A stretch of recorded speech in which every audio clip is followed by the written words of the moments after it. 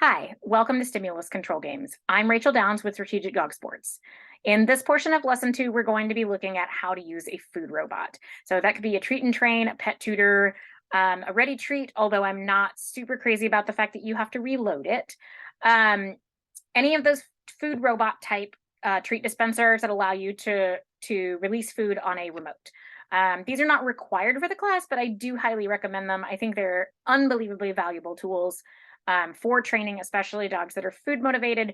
About the really only downside about them is that you can't use really high value food in them. Generally, things like Vital Essentials or kibble or Zooks will go through. In this class, we're going to use them a whole lot if you have them to use in place of placed food on the floor, because it gives us a little more control over the food. What you're going to see me working on in this particular little session is working on creating a loop where the dog understands to go to the food when he hears the beep.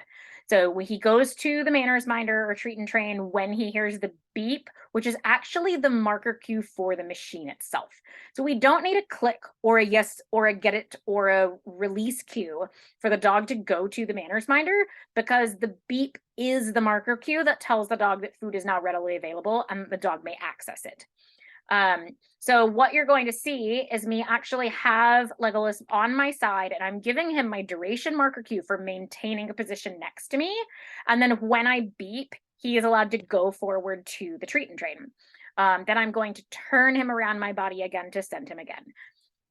So this could very easily mimic if I were doing something such as sending him through a set of 2x2s to the manners minder.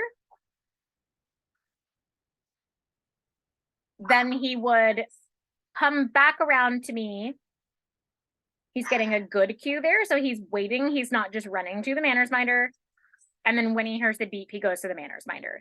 So that's just a little tiny, nice little loop that you can see. This is the kind of loop that I want to see us using with these machines if you are going to utilize one for the class.